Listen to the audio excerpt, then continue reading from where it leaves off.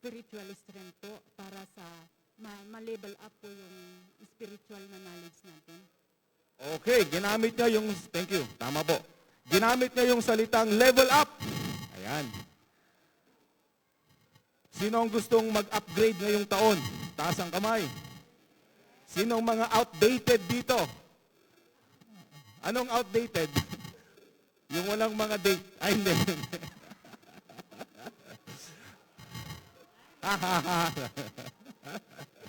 Gusto nating ma-update dahil obsolete.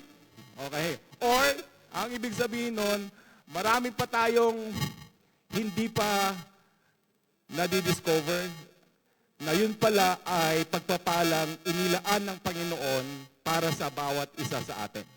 Kaya minsan, pag sinabing fasting, ayan na naman, sakripisyo, ayan na naman, magmumukha kang pangit. Ginamit sa Bible, sad countenance. Yun, sinabi ng Bible, huwag dapat magmukhang malungkot. Pag nagpa-fast, dapat masaya. Para kang kumakain pa rin ng lechon, ng mukha. Dahil marami palang mga benepisyo ang pagpa-fast na hindi pa natin masyadong nadidiscover at ito po ay gustong ibigay sa atin ng Panginoon sa taong ito. Kaya sino na ang ready mag-fast?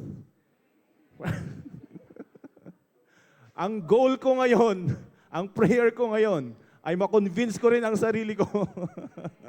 At makonvince ko na ang ilan. At kung marami, ay purihin natin ang ating Panginoon. Hallelujah. So, fasting. Kanino nyo pa tinitignan yan, no? At alam ko na mayroon ng mga nag-comment sa isip nila, wrong spelling, kulang.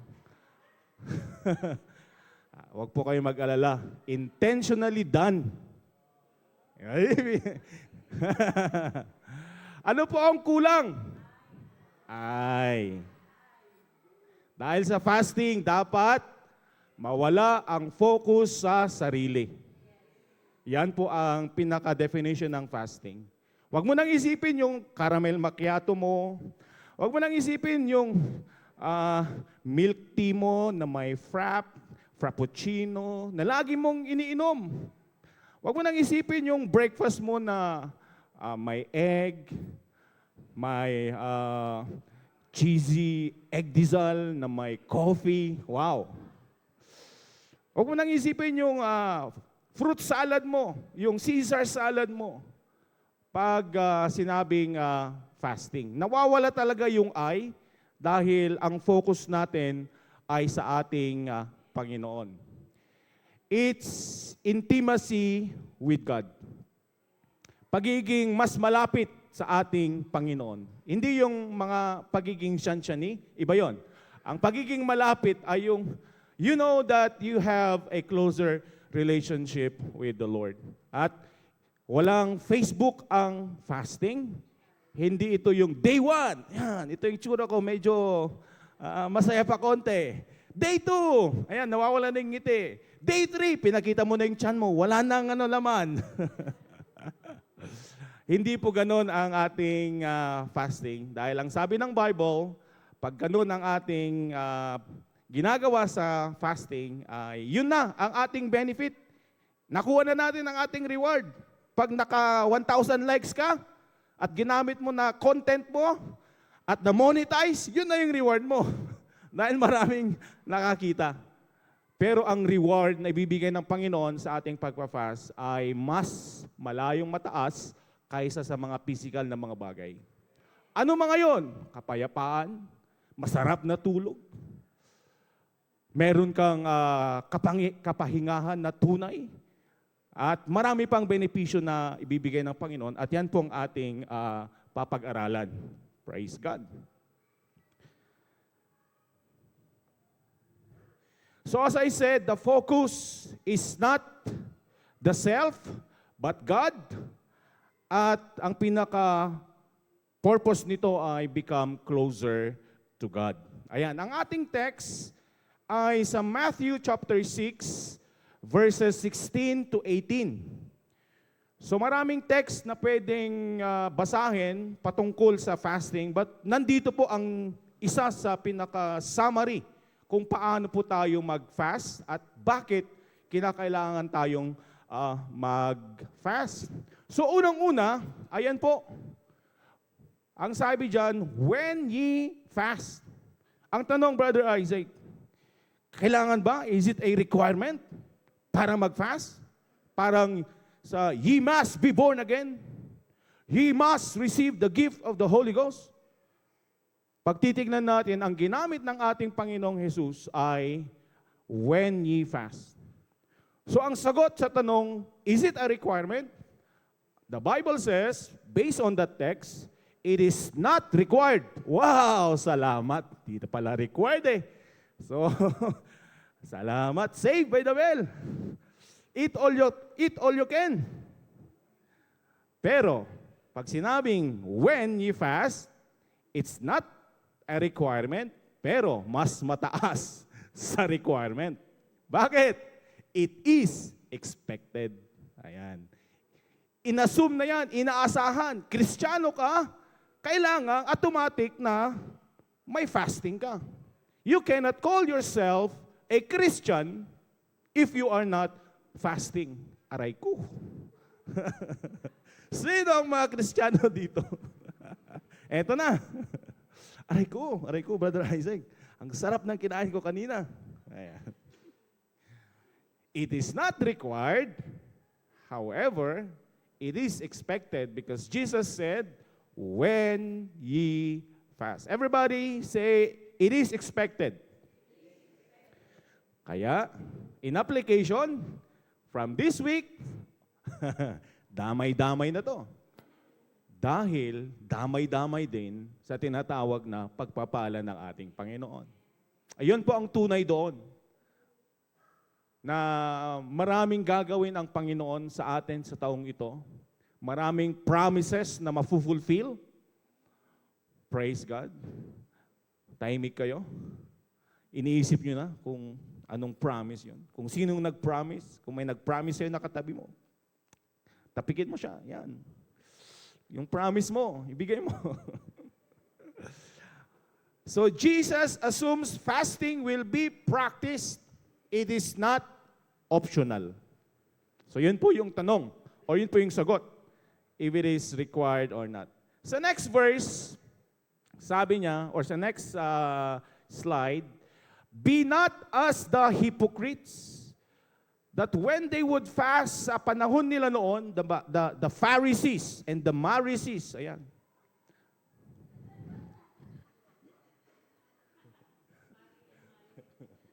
Okay.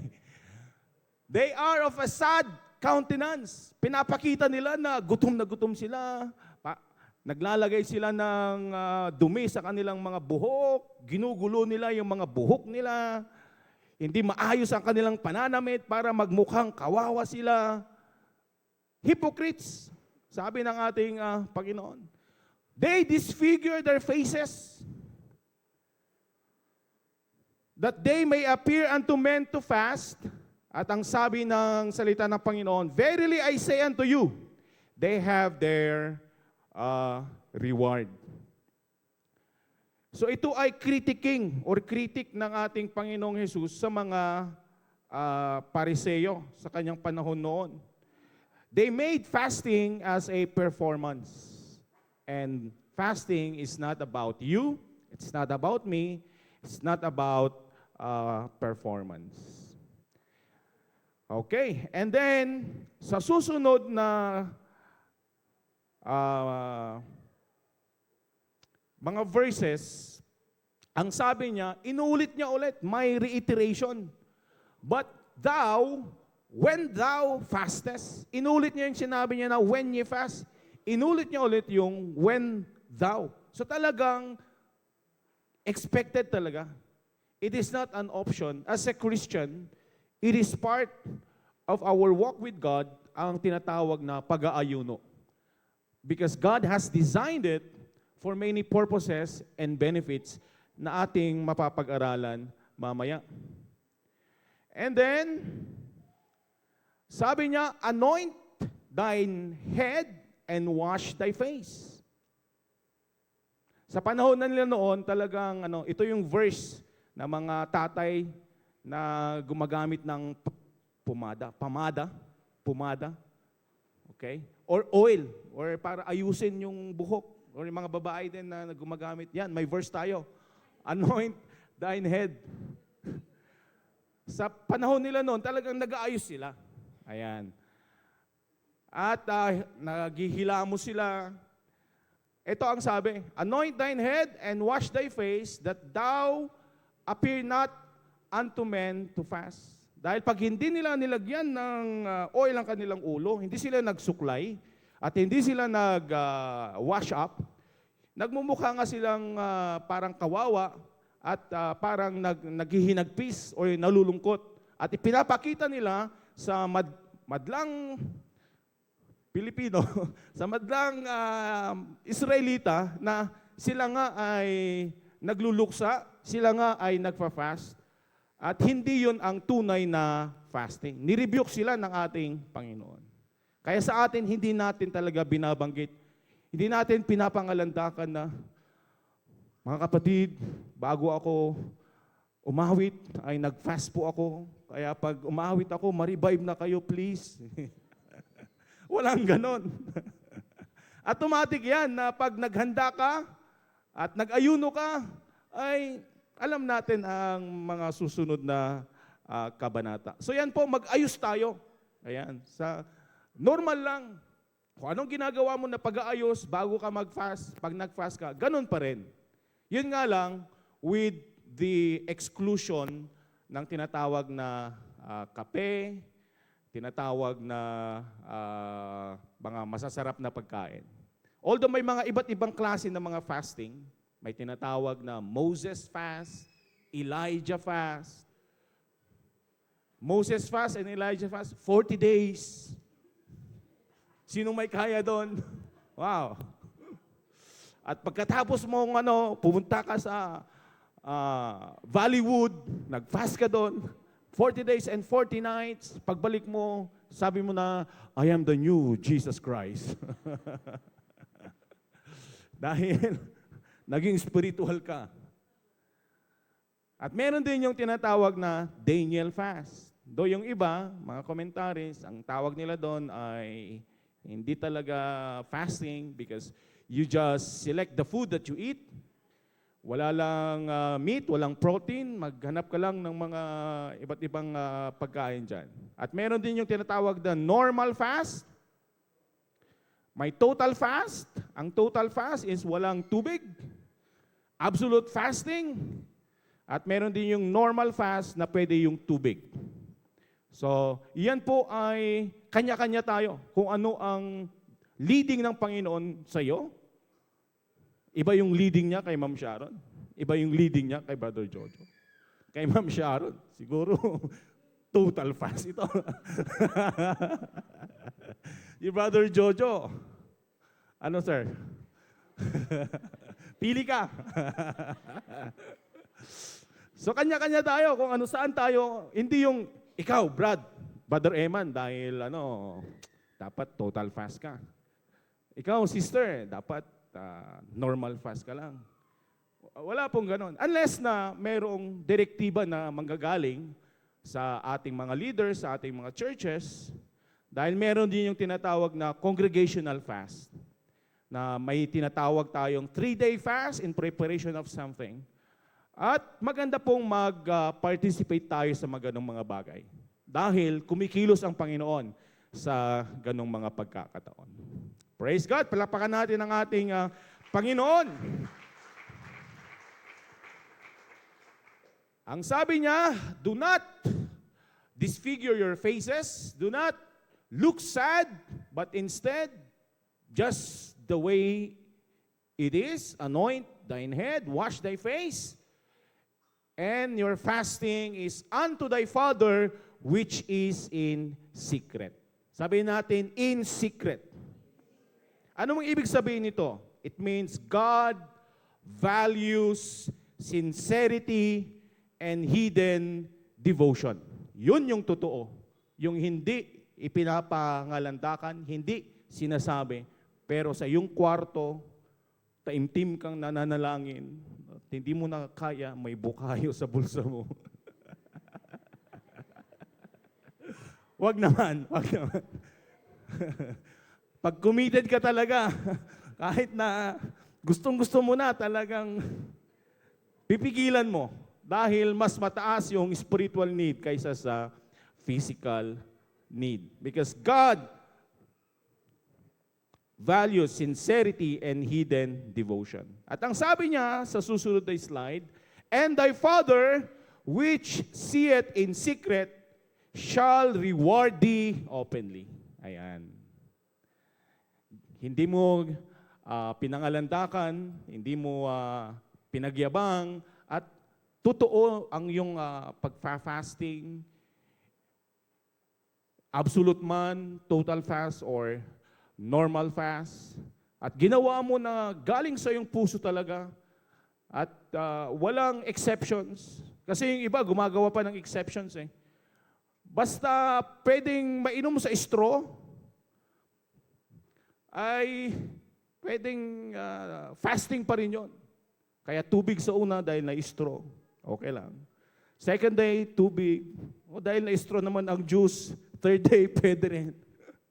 Tapos, ang ginawa na niya dahil yung taste buds niya nangangailangan ng kailangang malasahan. Ayun, yung karne, ginus na niya. Para maging sabaw. Pero may laman-laman na. Ano na yon? Hindi na talaga tinatawag na total commitment. Naghahanap na ng paraan para masatisfy yung need ng flesh at nako-compromise na yung tinatawag na tunay na kahulugan ng fasting. Dahil ang fasting ay ginugugol mo sa pagbabasa ng salita ng ating Panginoon. Ginugugol mo ito sa pagko-compose ng mga masasayang awitin, yung mga awit na may araw-araw, gabi-gabi, kasiyahan, yung mga ganon, compose, yung mga ganong awit.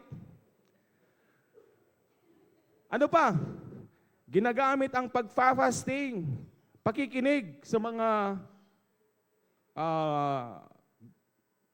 makalangit na mga awitin. Ginagamit ang pagfa-fasting sa mga leaders sa pagre-review ng minutes of the meeting. Sino dito ang hindi pa niya nagagawa yung kanyang action item? Sino dito ang late noong meeting? Ipag-pray ko nga. Baguhin ng Panginoon. Maraming pwedeng gawin habang nagpa-fast. So reward thee openly. The blessing of fasting is divine approval. It's not human applause. The inward discipline of fasting, so ano itong reward openly? Produces outward fruit. Ito yung mga halimbawa lang ng inward discipline of fasting.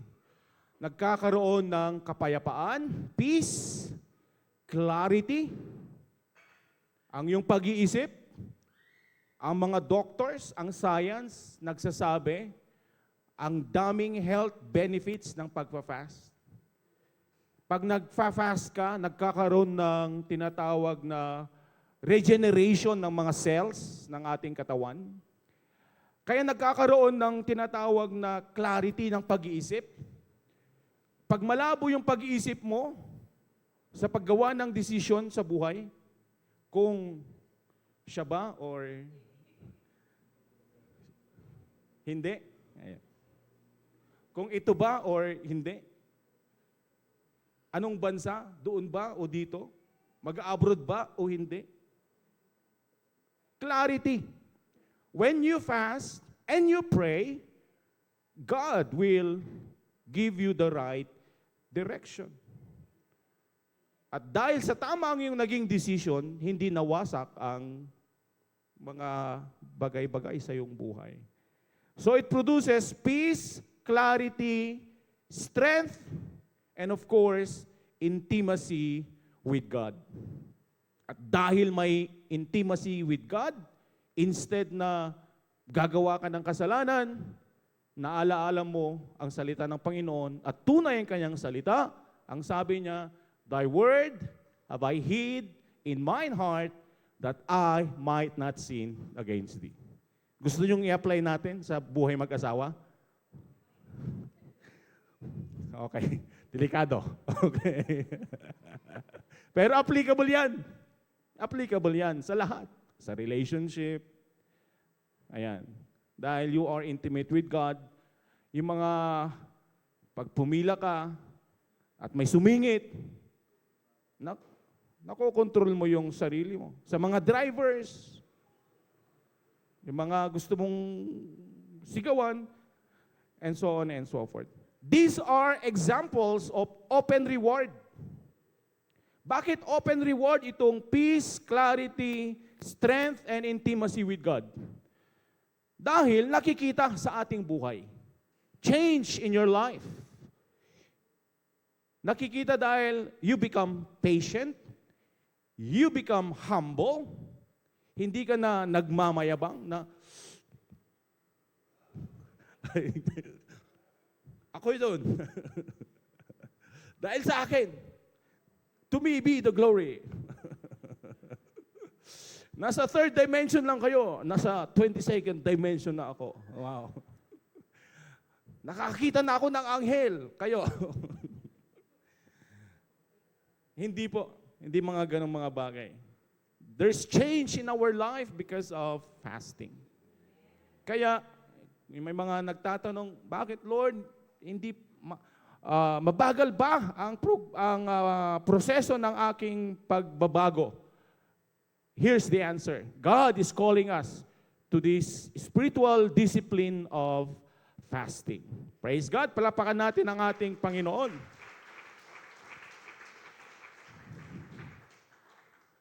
Okay, Ma'am Jubilee, 2 sessions naman ako, no? Okay, dahil introduction kasi yun eh. So, okay, bilisan natin. Okay, sa next slide. Okay. Although na-define natin kanina ang fasting, ulitin natin na it's abstinence. Abstaining from food, automatic yan, or drinks. If total fast, pag normal fast, pwede yung tubig. At by the way, kung may mga medical conditions tayo, ay ang best advice is consult your health provider kung ano ang advice din nila if you have some medications. Dahil you could use also fasting for your healing process physically. They will give you advice na ito pwede, ito hindi. Pwede kang mag-fruits, parang Daniel fast. Ang kakainin mo na lang ay chisa, kaimito, or grapes. Grapes dahil sabi ng isang commentator, sa lahat ng mga healthy foods sa Bible, ang grapes ang isa sa mga pinaka-healthy at ang daming mga health benefits. Ang sabi nga nila, narinig ko lang, pero I check, tama naman, yung buto ng grape, pagkainin mo mapait, pero it has tumatango si Brother Ramon. Ayan. Vitamins mga yan, di ba? Maraming benepisyo yan. Maganda yan sa nerves. Ayan, ano yung mga products dyan? Mangosteen. Ayan. So ito ay hindi pa natin na-explore na mga, o yung iba nabasa nyo na, but we could consider this para we are healthy spiritually first and foremost, and we are also healthy physically. At sa Bible, ang daming mga pagkain na binanggit doon. Nandoon ang, hindi lang siya figurative na milk and honey, pero literal na may milk and honey sa Bible dahil milk is healthy, honey is healthy. Kaya bumili na kayo sa nagbebenta ng honey. Pinaka-best na solusyon sa ubo at sipon. See? Nasa Bible ang kasagutan sa mga nagkakasipon at nagkakaubo. Honey. Praise God. So, it's abstaining from food or other things to focus on God.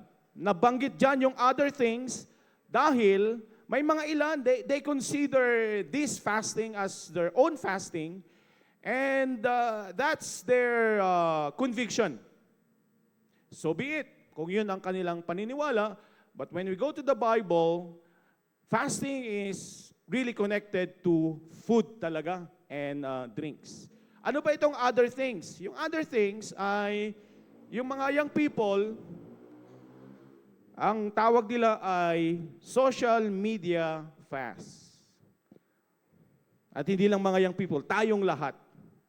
If it helps, dahil punong-puno ng negativity sa social media, kahit anong mga, hindi pa natatapos ang mga kaso-kaso ngayon at habang binabasa mo,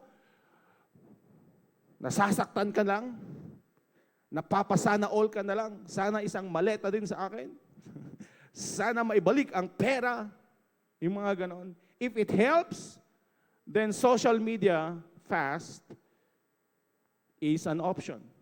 Wala mo ng Facebook for 1 month, wala mo ng Instagram, wala mo ng Twitter. If you could do it, then pwede yan sa other things. Pero priority yung tinatawag na pagkain. Ano pa ito? Ito, mga negativities. Kaya kailangan din ng Marites Fast. Ayan. Kailangan din ng Shopee, Lazada, Shein Fast. If it helps, TikTok, mas mabilis. In-order mo ngayon, after 2 hours, nandyan na. Nagtutok-tok na sa iyong pintuan. Ano pa yung iba? K-drama fast. Ano pa? Complaints fast. Yung mga nagko-complain lagi. Why complain when you can be grateful sa ginawa ng ating Panginoon? Choosing gratitude over grumbling. Ayun, negativity fast, avoiding toxic thoughts or conversations. Sa mga junior, mga nandito, Mobile Legend fast. Genshin Impact fast. Wala sila? Yung mga anak-anak natin. Baka doon sila nakaka-connect. Okay. Ayan. Instead of doing these things na kumakain, ano yung ginagawa natin during fasting? As I mentioned kanina, Bible reading. Sabihin natin, Bible reading, song composition, and self-evaluation, and so on and so forth. Marami po tayong pwedeng gawin habang tayo ay nagpa-fast. Kasi yung iba nagpa-fast, pero wala naman connection yung mga pinagagawa. Though we understand na lahat tayo may mga work. So habang nasa workplace ka, nagpa-fast ka, during the break, you do the praying, nag-aaral ka, and wala kang masyadong time sa bahay, pag-uwi mo, tulog ka na. So during your class, during the break time, doon ka nagpa-fast, kanya-kanya, and God honors yung ating mga tinatawag na mga iba't ibang kaparaanan para tayo po ay makapag-ayuno. Palakpakan natin ang ating Panginoon. Sa next slide, ang sabi dito, we need heaven more than I need earth. That's another perspective para maunawaan natin kung ano ba talaga ang fasting. We are choosing God's presence over food, eternal truth over temporary pleasure. Ang pagkain, ibinigay na regalo ng Panginoon sa atin ito. At sino dito ang may ayaw ng pagkain? Hindi ka normal pag ayaw mo ng pagkain. Pag hindi ka na kumakain, na walang kadahilanan, hindi ka naman nagpa-fast, then you better have a check-up. Dahil normal sa tao na gusto ng pagkain. At gustong-gusto natin ito. However, pag ito ay isinuko natin yung bagay na pinakagusto natin sa lupa, isinuko natin para lang sa presensya ng Panginoon, God would be touched. Oh, yung gusto-gusto niyang kape, gusto-gusto niyang pagkain, sinurrender niya dahil gusto niyang ang sabi sa Tagalog, yung intimacy, makipagniig. Talagang closer relationship. Gusto niyang mag-ayuno sa akin, gusto niyang lumapit sa akin. And when you do that, when you pray and there's fasting, and the best thing na gustong-gusto natin ay nineneglect natin, sino ang hindi matatouch? Ang ating Ama na nasa langit, pag nakita niya ang sincerity natin dahil meron kang inaasam, we are not twisting the arm of God, we are not manipulating God, but we are just being sincere sa ating relasyon sa ating Panginoon, then God from heaven would hear it. Marami tayong mga halimbawa na nagpapakita na pag ginagawa natin yan ay nakikinig ang ating Panginoon. Palapakan natin ang ating Panginoon. Fasting is like saying, parang sinasabi mo, I'm desperate for God to move. Prayer is good, but when you accompany it with fasting, you are telling God, God, I'm desperate. I need heaven to intervene in my situation. What is your situation? Is it spiritual, mental, financial, material, psychological? What is your situation? When you pray, that is good, but when you fast, the Bible is telling us, we are telling God, Lord, I need you to move and intervene in my situation. Palapakan natin ang ating Panginoon. Ang sabi pa ng isang author, sa next slide, fasting is feasting on God. Not feasting on food, but feasting on God. What does it mean, feasting on God? It means feasting for His Word, feasting for His presence, feasting for His promises, and feasting for His faithfulness. Wala ka nang pakialam sa mga makamundong mga bagay, you are focused on God. You are feeding your soul. Kaya ang sabi ng isang manunulat, another definition of fasting, ang sabi niya, ang fasting ay soul fattening. Mahirap sabihin na lahat tayo mataba, no? Pero mukha tayong mataba, malusog.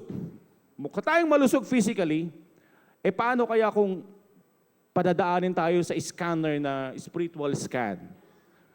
Ano kaya ang itsura natin? Lord, help us. Ano kaya?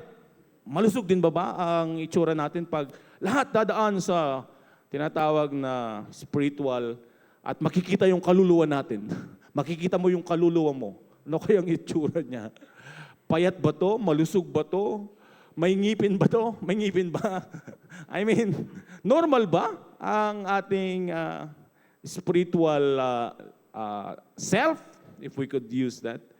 And that's the thing na binibigay ng ating Panginoon sa atin ngayon, to have self-evaluation. Lord, help me. Check my spirit.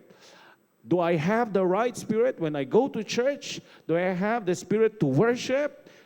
Lord, remove in me yung negativity, yung pagko-complain, those things. Yun po yung gustong tanggalin ng ating Panginoon at gusto niyang tulungan tayo. And we can only do that when we apply this spiritual discipline na fasting. Kaya mabigat ito. Kaya nung binigay ni Ma'am Jubilee ako, parang sinasabi niya, ikaw din kuya, mag-fasting ka. Pero lahat tayo gustong ng Panginoon na mag-benefit sa bagay na ito. Matthew 4:4, anong sabi niya? Man shall not live by bread alone, but by every word that proceedeth out of the mouth of God. Yes, we can live by bread, but not with bread alone. May masarap na bilihan ng bread doon sa Mabini Arcade ngayon. Cheesy. Ay, alam nila. Sino dito yung dumadaan sa wall di ba? Uy, pinipilahan na. Ayan. Masarap siya. Ayan. Pag mag-breaking kayo, tumawag kayo. So instead of feeding your body, you're feeding your soul. Food satisfies hunger for a moment, but fasting teaches us that God Himself is the ultimate satisfaction. His word becomes your bread. His word becomes my bread. His presence becomes your drink. His spirit becomes your strength. Habang naglalakad ka, nagbabasa ka ng Hindi pala pwede, huliin ka. I mean, nakikinig sa music. Bigla ka nalang umiiyak. Naramdaman mo ang presensya ng Panginoon. Sino nakaranas ng mga ganon?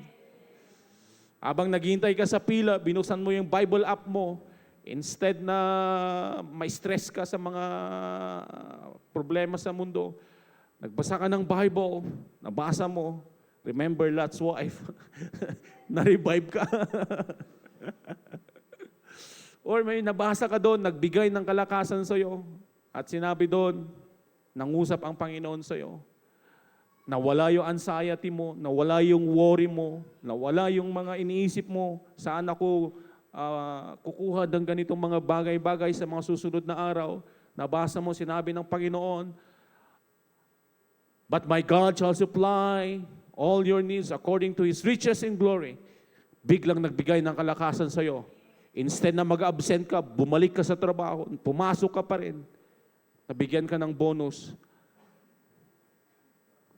Praise God. God is good. His word becomes your bread. His presence becomes your drink. His spirit becomes your strength. So while your stomach is empty, your heart is full. So, let us explore this. Let's have our stomach empty and our heart and our spirit full. Fasting empties the plate. Fasting empties the plate of earth so you can taste the banquet of heaven. Ang sabi niya, it's not starvation, it's satisfaction in God. Hallelujah. Praise God. So itutuloy natin ito sa mga sa susunod na linggo. At isama ko lang ito sa next slide. Sabi niya, gaano ba katagal ang mag-fast? Ang sagot po ay, tinext ko yung langit eh. Yan yung sagot. Gaano katagal? Ang sagot, yan po. It's up to you, but it's how much of God do you want? The answer is up to you. Is it 1 day, 2 days? Daniel fast 21 days. Moses fast 40 days and 40 nights. Elijah fast 3 days fast. The answer is up to you because you can only answer that question, how much of God do you want? Gaano mo gustong niig or makipagkaroon ng intimate na relasyon sa ating Panginoon. Itutuloy natin sa susunod na linggo. Nabanggit ko na rin yung ibang mga benefits, purposes ng fast. At kasama yan yung it intensifies our prayer life. At pag nag-pray tayo na may fasting, ay sinasabi natin, Lord, I want you to intervene in my situation. And to end, tayo po ay tatayo. I believe na this year, 2026, maaga pa ang taon, January, God has a lot of things in store for each and every one of us. A lot of could be challenges, a lot of promises, a lot of breakthroughs, a lot of achievements and accomplishments.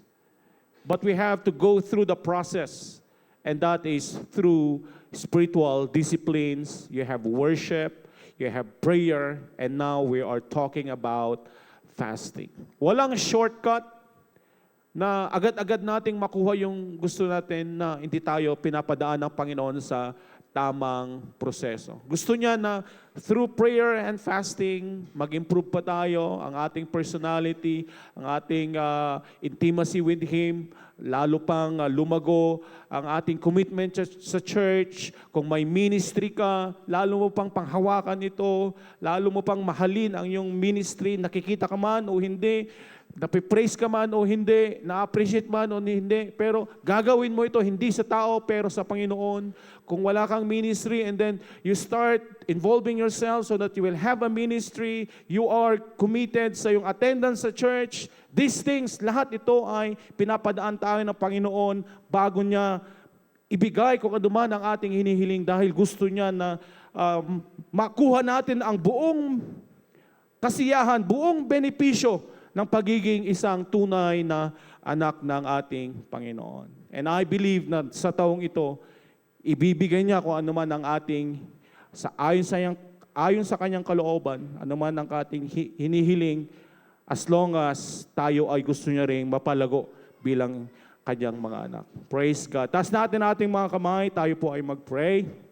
Heavenly Father, we thank you so much sa iyong mga salita, Panginoon, na aming napakinggan, aming nabasa, Panginoon. Thank you, tunay, Panginoon, na sa taong ito, Panginoon, there are so many things in store for each and every one of us. But Lord, thank you, God, that we are in the process, Lord. You are making us better individuals, Panginoon. Patawarin mo ang bawat isa sa amin na aming pagkukulang, Panginoon.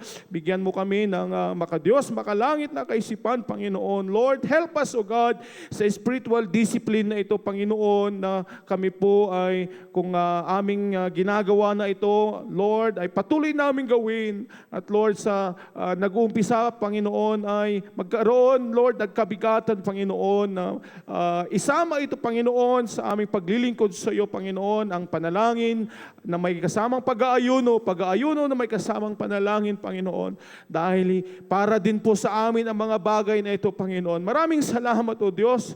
Hallelujah, sa mga pagpapala mo, sa mga blessings mo, Panginoon, na nakalaan na para sa bawat isa sa amin kung kami ay susunod lamang sa iyong mga salita. Pinupuri ka namin, pinapasalamatan. In Jesus' name, everybody say, Amen and Amen and Amen.